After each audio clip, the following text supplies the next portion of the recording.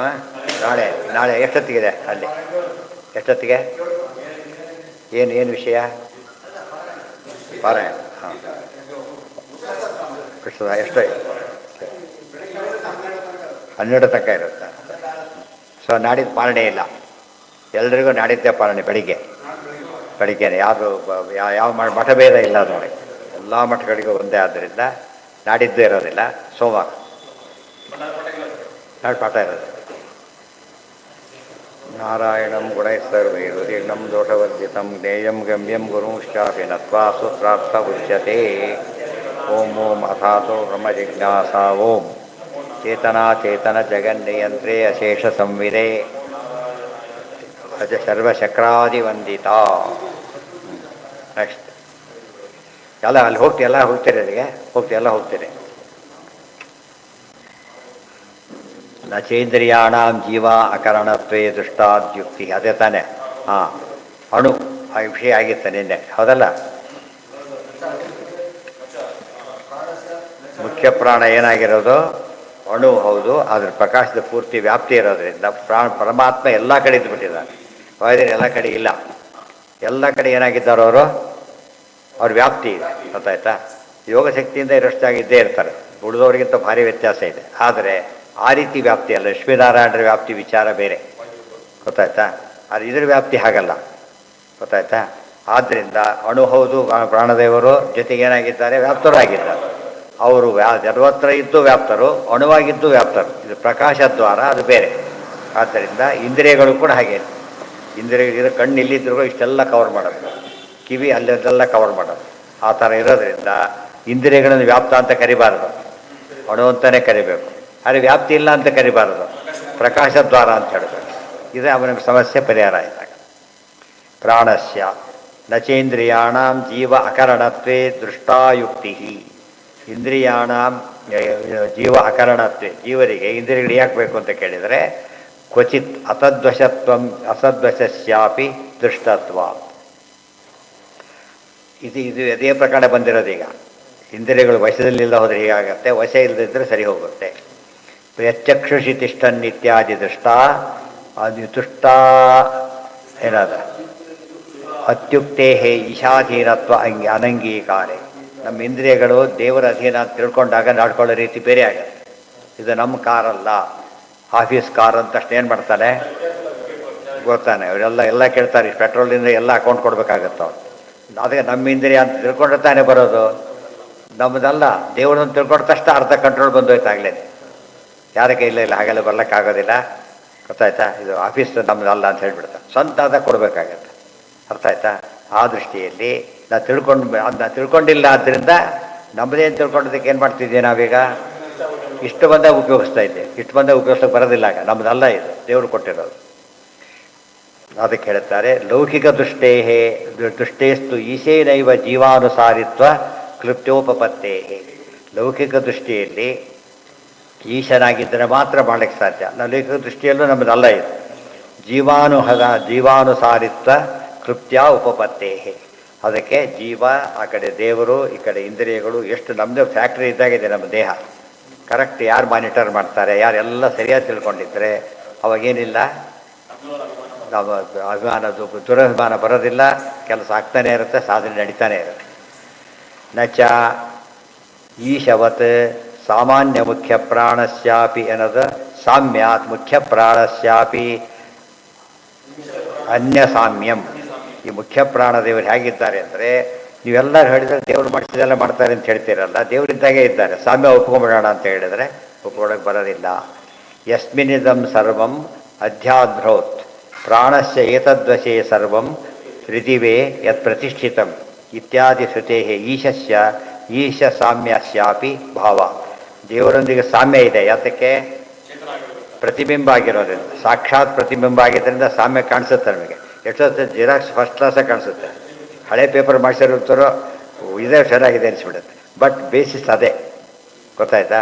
ಆ ದೃಷ್ಟಿಯಿಂದ ಮುಖ್ಯ ಪ್ರಾಣ ದೇವರು ಎಷ್ಟೇ ಸಾಮ್ಯ ಇದ್ದರೂ ಕೂಡ ಅವ್ರ ಪ್ರತಿಬಿಂಬನೇ ಹೊರತೇನಲ್ಲ, ಬಿಂಬ ಅಲ್ಲ. ವಿದಿತೇ ತತ್ಪ್ರತಿಷ್ಠಿತ ಇತ್ಯಾದಿ ಶ್ರುತೇರಿ ಈಶ ಅಸಾಮ್ಯಸ್ಯಾಪಿ ಭಾವ. ಪ್ರತಿಬಿಂಬಕ್ಕೆ ಸಾಮ್ಯ ಇದೆ ಬಿಂಬದೊಂದಿಗೆ, ಆದರೆ ಸ್ವಾತಂತ್ರ್ಯ ಇಲ್ಲ.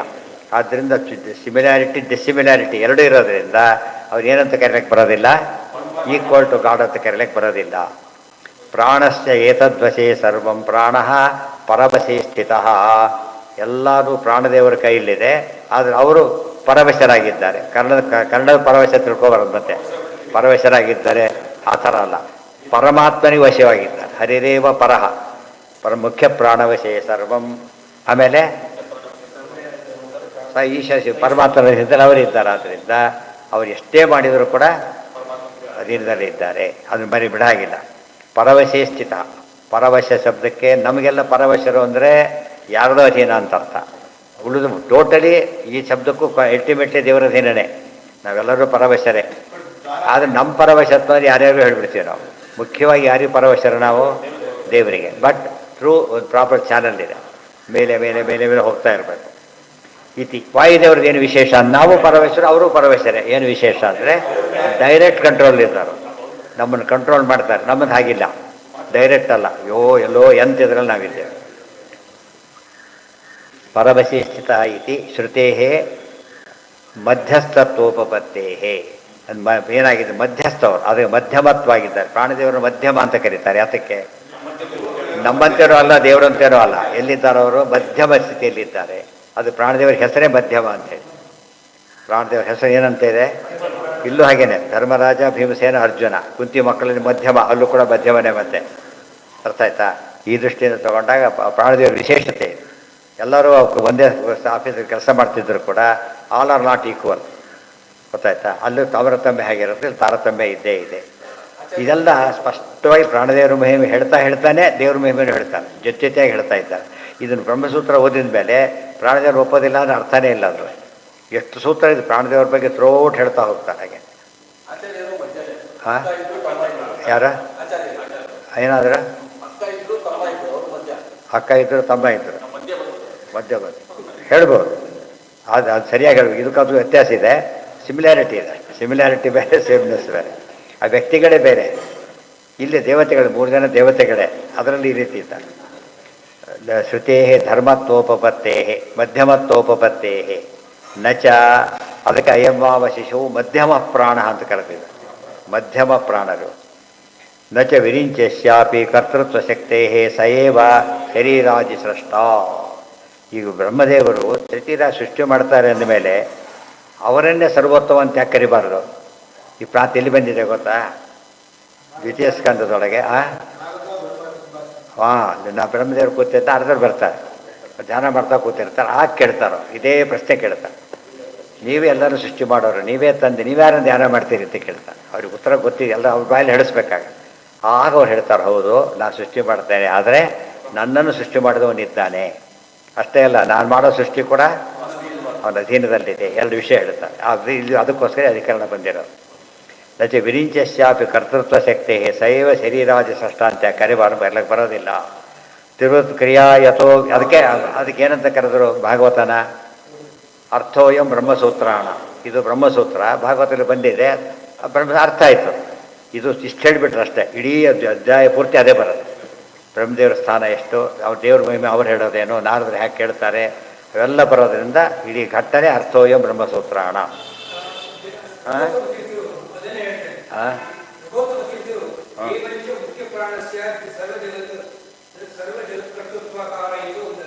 ಅದೇ ಹೇಳ್ತಿರೋದು ಇದೆ, ಆದರೆ ಸ್ವಾತಂತ್ರ್ಯ ಇಲ್ಲ, ಅದು ಮರಿಬಾರದು. ತ್ರಿವೃತ್ ಕ್ರಿಯಾ ಯಥೋ ವಿಷ್ಣೋ ರೂಪಂಚ ತದಪೇಕ್ಷಯ ರೂಪಾಪೇಕ್ಷಂ ತಥಾ ನಾಮ ವ್ಯವಹಾರಸ್ತದಾತ್ಮಕ ಅಥೋ ರೂಪಸ್ಯ ನಾಮ್ನಶ್ಚ ವ್ಯವಹಾರಸ್ಯ ಚೈಕರಾಟ್ ಹರಿರೇವ ಯತಃ ಕರ್ತ ಪಿತಾತೋ ಭಗವಾನ್ ಪ್ರಭು ಇತಿ ಇತ್ಯಾದೇಸ್ತಸ್ಯೈವ ಕರ್ತೃತ್ವಶಕ್ತೇ ವಿರಿಂಚಸ್ಯತು ದ್ವಾರತೆಯ ಉಪಪತ್ತೇ. ಇವ್ರ ಮಧ್ಯೆ ಮೀಡಿಯೇಷನ್ ಬಂದಿದ್ದಾರೆ ಹೊರತು ಸ್ವಾತಂತ್ರ್ಯ ಅವರಿಗಿರೋದು, ಇವರಿಗಿಲ್ಲ. ಇದೆಲ್ಲ ತಿಳ್ಕೊಂಡು ಎಲ್ಲದಕ್ಕೂ ಉತ್ತರ ಇದೆ. ನಾವೆಲ್ಲ ಏನು ವೇದಾಂತಕ್ಕಷ್ಟೇ ನಿಲ್ಲಿಸಬಾರ್ದು, ನಿತ್ಯ ಜೀವನದಲ್ಲೂ ಹಾಗೇನೆ. ಯಾರೇ ಕೊಟ್ಟು ದೇವ್ರು ಕೊಟ್ಟಿದ್ದೆ ಹೊರತು ಯಾರು ಕೊಟ್ಟಿದ್ದಲ್ಲ ಅದು. ಬಟ್ ಇವ್ರ ಮೂಲಕ ಬರ್ತಾರೆ, ಇವ್ರಿಗೆ ಕ್ರೆಡಿಟ್ ಇದೆ. ಮೂಲದ ಅವರಿಗೆ ಸಂಬಳ ಕೊಡ್ತಾರೋ ಇಲ್ಲ, ಅವರಿಗಿದೆ, ಅವರ ರೋಲ್ ಇದ್ದೇ ಇದೆ. ಆದರೆ ಕೊಟ್ಟಿದ್ದು ಓನರ್ಶಿಪ್ ಇರೋದು ಮಾತ್ರ ದೇವರಿಗೆ. ಯಾರು ಏನೇ ಕೊಟ್ಟರು ಕೂಡ ತೇನ ತೆಕ್ತೇನ ಹುಂಜೀತ, ದೇವರು ಕೊಟ್ಟಿದ್ದು. ನಾವು ಯಾರಿಗೆ ಕೊಟ್ಟರು ಕೂಡ ಹೋಗೋದು ಎಲ್ಲಿಗೆ? ಅಲ್ಟಿಮೇಟ್ಲಿ ದೇವರಿಗೆ ಹೋಗೋದು. ಸೊ ದೇವರಿಂದ ಬರುತ್ತೆ, ದೇವ್ರಿಗೆ ಹೋಗುತ್ತೆ. ಆದ್ದರಿಂದ ಎಂದು ಏನಂತ ಹೇಳಬಾರ್ದು ನಾವು? ಉಳಿದವರೆಲ್ಲ ದ್ವಾರ ಅದಕ್ಕೆ. ದ್ವಾರ ಅಂದ್ರೇನು, ಇನ್ ಬಿಟ್ವೀನ್ ಬರ್ತಾರೆ ಹೊರತು ಮೇನ್ ಆಗೋದಿಲ್ಲ. ಅವ್ರ ಮೇನ್ ಅಂತ ತಿಳ್ಕೊಂಡ್ರೆ ಅದು ಅದು ತಿಳ್ಕೊಂಡ ಅವನು ಹಿರಣ್ಯಕಶಿಪು, ಇವರೇ ಮೇನು ಅಂತ ಉಪಾಸನೆ ಮಾಡ್ತಾ ಹೊರಟೋಯ್ತು. ಗೊತ್ತಾ? ಧ್ರುವ ಹಾಗೆ ತಿಳ್ಕೊಳ್ಳಿಲ್ಲ, ಆದ್ದರಿಂದ ಇವತ್ತಿಗೂ ಇದ್ದ.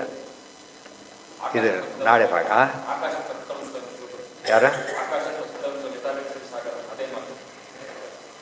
ಅಂದರೆ ಅದೇ ಎಲ್ಲ ನೀರು ಬಿತ್ತು ಅಂದರೆ ಸಮುದ್ರಕ್ಕೆ ಹೇಗೆ ಹೋಗ್ಬೇಕು, ಪ್ರತಿಯೊಂದು ಕರ್ಮನ ಎಲ್ಲಿಗೆ ಹೋಗ್ಬೇಕದು ದೇವ್ರಿಗೆ ಹೋಗ್ಬೇಕು.